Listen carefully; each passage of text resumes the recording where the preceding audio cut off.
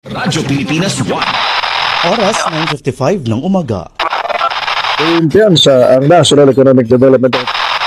Siba pang balita, pagtatatag ng LATEC. Ipagpulong ang isa sa mga may akda ng panukalang pagtatatag. Nga, hindi kami pwede magupod ng malipayon.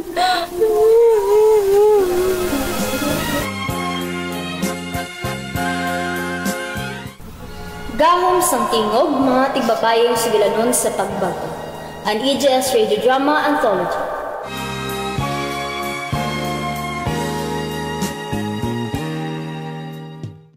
Mga istorya sa mga idonaryo nga babae halin sa lain-lain nga bahin sang katilingban nga nagpapakita sang matiyonde, pagpanginabuhi kag pangpanggam.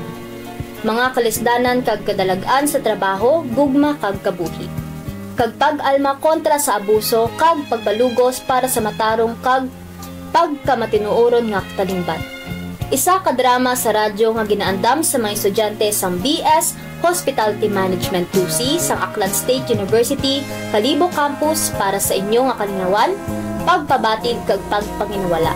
Sa aton palutuntunan, gahom sang tingog, mga tigbabayeng sigilanon sa pagbago. An EJS Radio Drama Anthology.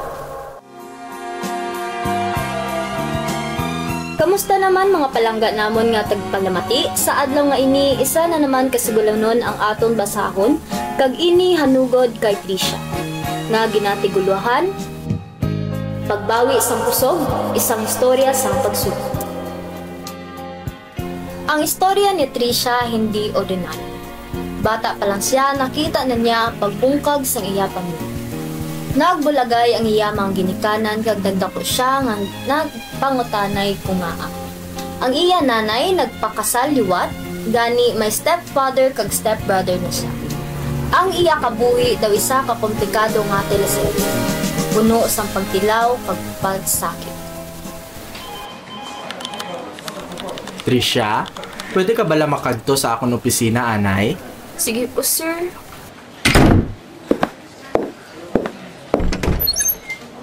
Maayo gid ang imong obra lately, Trisha. Gusto ko lang tani nga personal magpasalamat sa imo, Trisha. Salamat, kid, sir. Ginahimo ko lang akong trabaho. Hindi lang ina, may nakita ako sa imong nga potential. Sir, kinanglan ko lang magbalik sa akong desk. Madabo pa akong obra. Hindi ka magdali-dali, storya talang danay. Sir, hindi ini tama. Please. Ano bala? Hindi na magpakipot. You know I can help your career. Trisha! Mapit lang to ah. Tanawa nagkadto na naman si Trisha sa opisina ni Sir. Oo, ano ba lang ilang hinihimo? Kabalo ka na.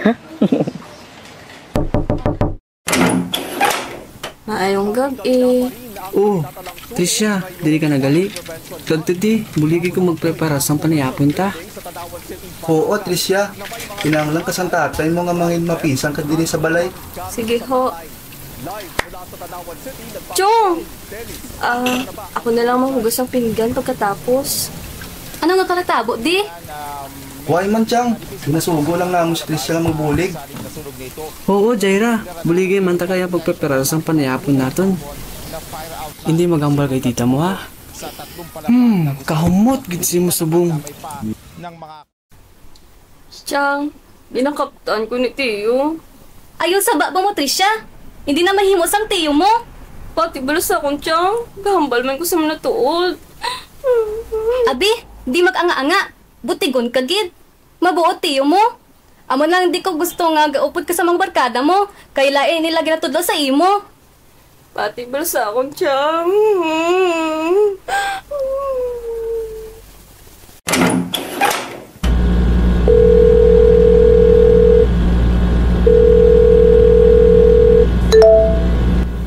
Wala ginagapat si Chang sa akon. Ang himuon ko. Amo na gihapon ginihimo sang boss mo? Oo. Pag-resign bala. Ti, ano ipakaong sa pamilya ko? Kag isa pa, maahag sila sa akon. Permi lang man sila gasinigsimo, katalaka ah. Nagatulog si Trisha sang mahimbing sang kalit nga nagsulod ang iya tiyo. Ginhawakan sini ang iya binti, tugtog ka nagbuntaw si Trisha. Chong, ano ginaupra mo? Hipos da, mabatay nga sa tiya mo. Hindi ko, Chong. Dali na. Hipos lang da, dasig lang ni. Chong, hindi ko. Kinabukasan, nagpasulod gihapon siya sa trabaho nga mungto ang mata tungod sa kakaiyak. O tanawa si Trisha. Ano bala ginhimo ni boss ay? Malaw ay ini. Dali, kay basi mabatian ta. Pagkatapos sa trabaho, hindi anay nagpuli si Trisha sa ila balay. Nagdiretso siya sa balay sang iya amiga nga si Christine. Chris? Chris? Samtang nagakatok, nakabatsyag si Trisha sa kung ano, pinakulbaan sa kagnaga pabago.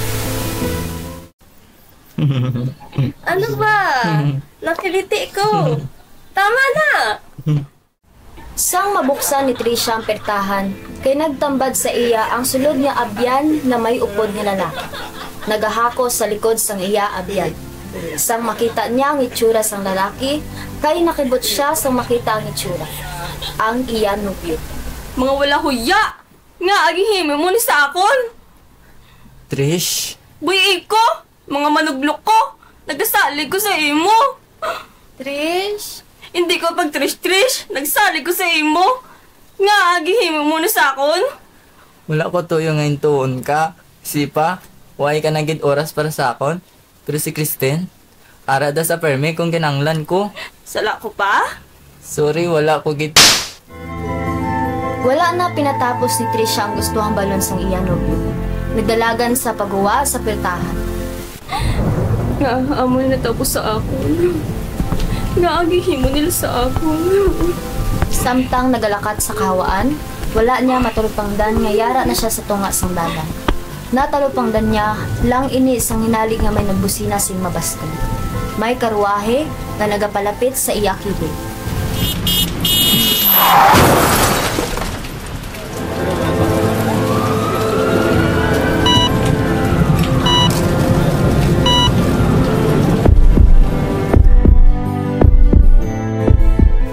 Sang gimuklat ni Trisha ang iyang mga mata, ang kasanag sing iwag ang nagbugtaw sa iya. Nagtulok siya sa palibot nga narelasar niya na nagahigda siya sa isa ka makubok nga katre. Oh, bugtaw ka na? Anong ginabatsyag mo? May sakit pa sa labas mo? Nakibot nga nagbalikid si Trisha sa babae nga naghambal. Galayon siya nga nagbalikid. Nakita niya ang isa ka matahom nga babae nga nagpalapit sa iya. Sino ka? Diin ako. Tari ka sa balay ko, kay wala ko kabalo kundi galin. So gani, gindalatak ka danay diri sa balay. Ako galis si kita siya. Madamo, gid nga salamat. Pero kung nanglan ko na magpuli. Sorry sa kamo. Hindi na maglakat, pahoy anay. Hindi ka pa okay. Diri ka anay. Salamat sa offer. Pero pang taon, gusto ng tiya ko. Ay, amo gali, idulong talang kasi ng balay. Pag-abot nila kita siya kag Trisha sa iyang balay, nagpasalamat si Trisha kag dali-dali nga nagbaba sang salakyan. Bisan pa nga nagaika-ika sa paglakat. Sa pagsulod niya sa balay, gulpi sa ginkariso sang iya tiya kag gintampa sang mabasko. Ginkapta ni Trisha ang iyang pisngi kag naguyat sa iya mga luha samtang nagatan-aw isa iya tiya nga may kasuko nga itsura. Ikaw nga babae, nawala, huya! Diyan ka halin! Pila ng kaadlang nga wala ka kapuli! Bulyaw sang iya tiya at sinabunutan si Trisha pakadto sa kusina. Hararo imo! Ay! Ciao, sakit sa wala! Tama na, Ti! Ga, buligi ko, Stephen! Bis na magpapura ka, ginalandi mo ko sino nga lalaki! Wala ka naging nahimo nga sinsakto! Sakit, Ciao! Ang iya tiya nagkuha sang gunting kag ginsugdan ang pagutod sang buhok ni Trisha. Ang hibi kag singgit ni Trisha lang ang mabatian sa bilog nga balay. Rason kung ngaa nagchismis ang ila mga kaingod sa ila mga bintana. Ginbuyan lang si Trisha sang iya tiya kang ginkuha siya ni Tiyo kag Stephen. Nagakurog, ginpulot ni Trisha ang iya buhok samtang nagahibi. Kuha ang gunting! Buligi si Trisha, Stephen! Ginabuligan siya ni Stephen pakadto sa iyang kwarto. Makita mo ang kaluoy sa mga mata ni Stephen nga daw mahibi na sa. Trisha, okay ka lang? Oo, salamat sa bulig. Naaamo na sila sa akon. Hindi mo balak mo malain. Hindi, Trish. Hindi mo sala. Base amo lang ina ang nagkapabala ka sa imog. Din kawalin. Wala man ko kabalo. Pagbugtaw ko lang sa iba na ko nga balay. Okay, paway lang danay. Makalipas ang pila ka semana, nabalitaan ni kita siyang natabo kay Trish. Gulpi sila na nagkita sa isa ka cafe kag nag-istorya. Nagligon ang iya pagbuot nga dalon ini sa ilabanay. Kamusta ka na? Nabalitaan ko ang natabo sa inyong balay. Sang nakita ta ka sa dalan, laluigid ko si mo kay sang una makita ko kagulingin ko sa imo. Amo na ako sadto nga daw na po ka ng langit kagang duta. Way sing nagapati, way sing kaalyado. Gani, naintindihan ko ang imo ginabatsyag. Gusto ko tani nga buligan ka. Nga ako. Kay gusto ko nga matagan si siya ang naghimo sinisimo. Wala ko kabalos ng intention mo, pero salamat. Ginkop-kop ni kita siya si Trisha sa ilabalay. Ginaatipan, ginasuksok, kaginhatagan sang pagkaon. Naghuna-huna si Trisha nga okay na, makakaahon na siya, makakalimot na siya sa mga ginhitabo sa imo. Apang sa isa ka adlaw may ara sang hindi niya ginapaabot nga hinatabo. Magkaon ka na? Oo, tapos na. Han, arin ako. Han, dili ka nagali, dili di.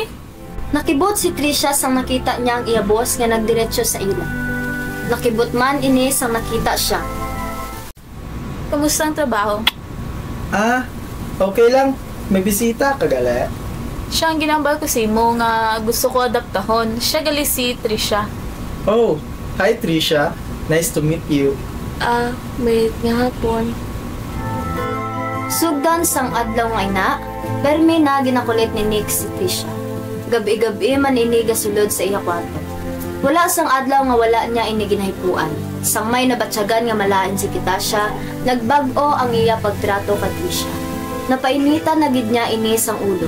Tugtog nga napagbuhatan niya ini sang kamot. Nga, apay may katulog? Katamad din si Muya. Wala kami mahimo nga tama. Tama na. Ano? Naman ako katamad. Napakaon ka tanan-tanan. Wala kagid pulos. Nagdalagan si Trisha pagwait balay. Wala na niya naagwanta ang pagtrato sa iya ni Kitasha. Hindi ko masarangan. Sobra na ni. Nga, hindi makatarungan ang kalibutan sa akon. Sa pinakamadulom nga tion, may isa ka tingog na nag-abot. Ang tingog sang iya kaugalingon. Hindi ako maghipos. Hindi ako magpaperde. May laying nga pangapin sa akon. Kinahanglan ko magpangita sang bulig. Yung mga organization nga nag-aatipan sa mga biktima ng sexual harassment at ang mga abuso. Nagdesisyon si Trisha nga magbato. Nagpangita siya sang abogado ag nag-report sa mga otoridad. Hindi ini manging mahapos nga dala, pero determinado siya nga pangitao ng hustisya. Ang iya storya isa ka paandam kag isa ka paglao. Hindi ako magbabaya nga maging biktima. Patuin ko sini para sa akon kag para sa tanang nga babayi nga nagaagi sini. Trisha's story is a powerful narrative that sheds light on several crucial lessons and advocacy points regarding women's empowerment, equality, and the importance of giving voice to those who have been silenced. Trisha's decision to fight back and seek justice is a powerful message that encourages other women to speak out against their abusers. Advocacy for open conversations about these issues can help reduce stigma and foster a supportive community. Trisha's story serves as a poignant reminder of the struggles many women face and the importance of empowering them to reclaim their voices. By advocating for awareness, support, and systemic change, we can work towards a society where every woman feels safe, valued, and heard. Kag diri ni tapos ang kasaysayan ni Trisha, nga iya ginpasakop kag aton ginhatagan sang kabuhi diri sa atong palatuntunan. Sa gahom sang tingog, mga tigbabaying sugilanon sang pagbago, an EGS Radio Drama Anthology. Sa direksyon ni Carl Justin Serrano, sa pagsulat ni Alexandra de la Cruz, kag ni Maria Tricia Nicole Galachico. Listahan sa mga ginapatabangan: Alexandra de la Cruz bilang narrator, Trisha Nicole Galachico bilang si Trisha, Nick Clark Francisco bilang boss, John Gio Villanueva, office mate, John Louis Villanueva, office mate, Andy Ramos bilang stepfather, Stephen Lorenzo bilang stepbrother, Jaira Idala bilang auntie, Lindsay Ann Francisco bilang best friend, kag Christine Joy Aguirre bilang best friend, Carl Justin Serrano bilang boyfriend, ag Kitasha Taktay bilang savior and the boss wife. Isa ka drama sa radyo nga ginaandam sa mga estudyante sa BS Hospitality Management 2C sa Aklan State University, Kalibo Campus para sa kurso nga EGS Gender and Society. Gahom sang tingog, mga tigbabayong sigilanon sa pagbago, an EGS Radio Drama Anthology.